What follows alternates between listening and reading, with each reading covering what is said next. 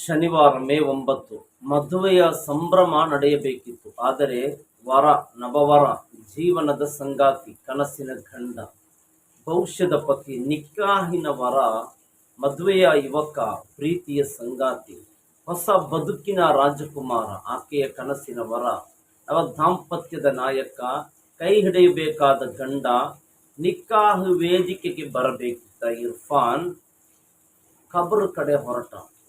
ಪ್ರೀತಿಯ ಬಂಧುಗಳೇ, ಅಸ್ಸಲಾಮು ಅಲೈಕುಂ ವರಹಮತುಲ್ಲಾಹಿ ವಬರಕಾತುಹು.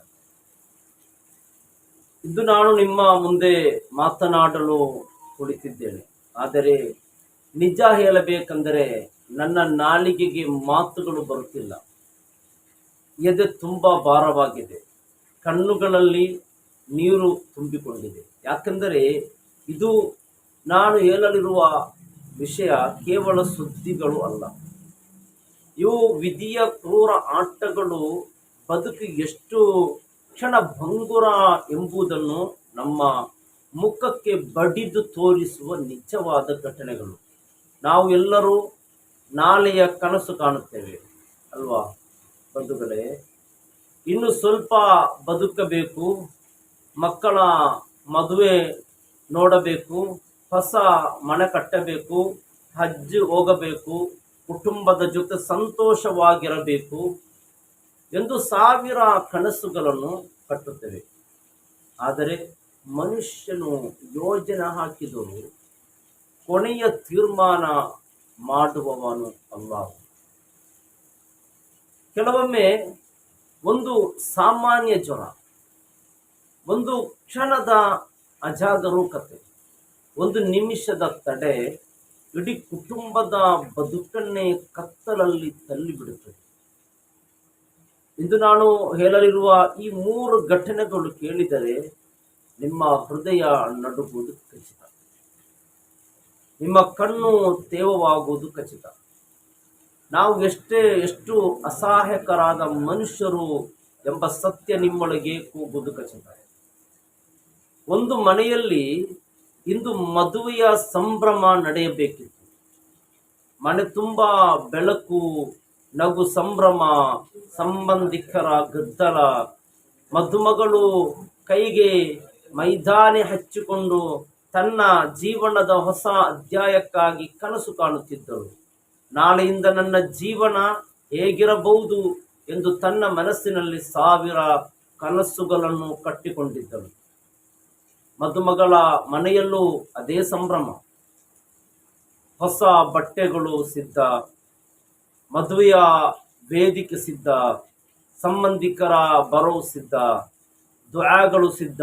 ಇಡೀ ಊರು ಆ ಯುವಕನನ್ನು ಮದುಮಗನ ರೂಪದಲ್ಲಿ ನೋಡುವುದಕ್ಕೆ ಕಾಯುತ್ತಿತ್ತು. ಆದರೆ ವಿಧಿಯ ಬರಹ ಬೇರೆಯಾಗಿತ್ತು ಬಂಧುಗಳೇ.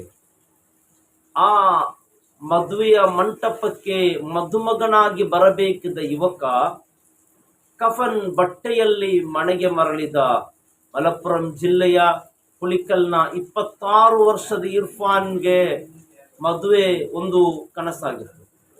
ತನ್ನ ಮದುವೆಗೆ ಗೌರವಾನ್ವಿತ ಪಾನಕ್ಕಾಡು ಕುಟುಂಬದ ಸೈಯದ್ ಮುನವ್ವರಲಿ ಶಿಯಾಬ್ ತಂಗಲ್ ಬರಬೇಕು ಎಂಬ ಆಸೆ ಇತ್ತು. ಆದರೆ ಮದುವೆಗೆ ಕೇವಲ ಕೆಲವೇ ದಿನಗಳು ಮೊದಲು ಬಂದ ಸಣ್ಣ ಜ್ವರ ಅವನ ಬದುಕನ್ನೇ ಕಿತ್ತುಕೊಂಡಿತ್ತು. ಇದು ಸಾಮಾನ್ಯ ಜ್ವರ ಎಂದು ಆತ ನಿರ್ಲಕ್ಷ್ಯ ಮಾಡಿದ. ಆದರೆ ಅದೇ ಜ್ವರ ನಿಧಾನವಾಗಿ ಆಗಿ ನ್ಯೂಮೋನಿಯಾ ಆಗಿ ಅವನ ಶ್ವಾಸಕೋಶವನ್ನು ನಾಶ ಮಾಡಿತ್ತು. ಆಸ್ಪತ್ರೆಗೆ ದಾಖಲಿಸಿದರೂ ವೈದ್ಯರು ಪ್ರಯತ್ನ ಪಟ್ಟರೂ ವಿಧಿಯ ತೀರ್ಪು ಬದಲಾಗಿರಲಿಲ್ಲ. ಶನಿವಾರ ಮದುವೆಯಾಗಬೇಕಿದ್ದ ಆತ ಶುಕ್ರವಾರ ನಿನ್ನೆ ಕೊನೆಯ ಉಸಿರೆಳೆದ. ಒಂದು ಕ್ಷಣ ಯೋಚಿಸಿ ನೋಡಿ ಬಂಧುಗಳೇ, ಯಾವ ಹುಡುಗಿ ತನ್ನ ಗಂಡನಿಗಾಗಿ ಮೈದಾನಿ ಹಚ್ಚಿಕೊಂಡಳೋ ಆಕೆಗೆ ಮದುವೆಯ ಮುಂಚೆ ನಿನ್ನವರ ಇನ್ನೂ ಇಲ್ಲ ಎಂಬ ಸುದ್ದಿ ಬಂದರೆ ಆಕೆಯ ಹೃದಯ ಯಾವ ರೀತಿ ಒಡೆಯಬಹುದು? ತನ್ನ ಮಗನನ್ನು ಮದುಮಗನಾಗಿ ನೋಡಬೇಕು ಎಂಬ ಆ ಕನಸು ಕಂಡಿದ್ದ ಆ ತಾಯಿ ಸ್ಥಿತಿ ಹೇಗಿರಬಹುದು?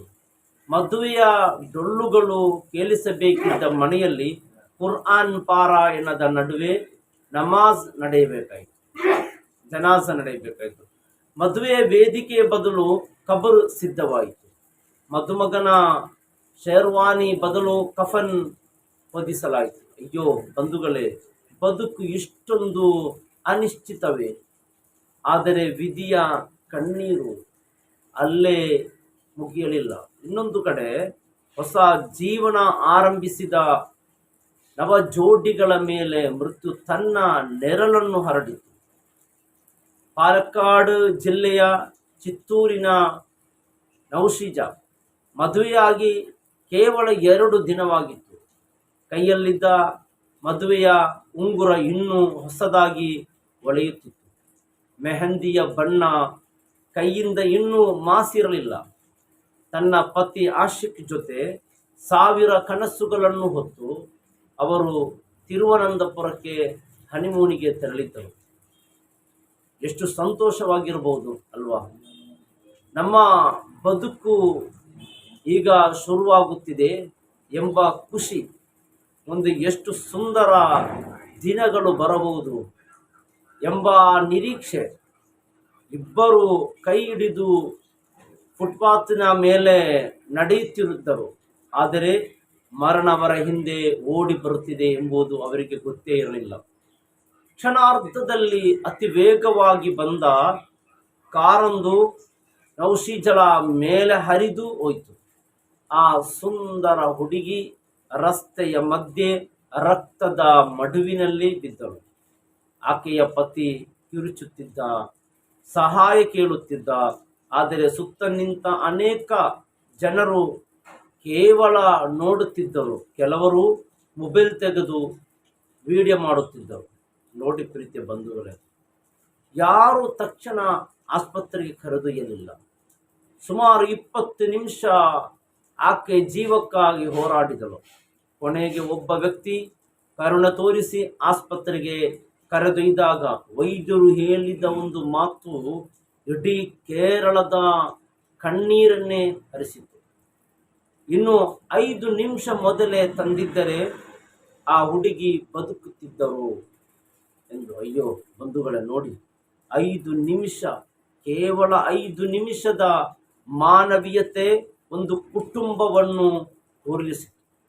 ಹನಿಮೂನ್ ಫೋಟೋಗಳು ಮನೆಗಳಿಗೆ ಕಳಿಸಬೇಕಿದ್ದ ಆ ಹುಡುಗಿ ಮೈಯತ್ತಾಗಿ ಮನೆಗೆ ಮರಳಿದಳು. ಮದುವೆಯ ಹಾಡುಗಳು ಕೇಳಿಸಬೇಕಿದ್ದ ಮನೆಯಲ್ಲಿ ಆಳುವ ಶಬ್ದವಾಗಿತ್ತು ಮಾತ್ರ ಉಳಿಯುತ್ತಿತ್ತು. ಆದರೆ ಈ ದುಃಖದ ಸರಣಿ ಎಲ್ಲಿಗೂ ನಿಲ್ಲಲಿಲ್ಲ ಬಂಧುಗಳೇ.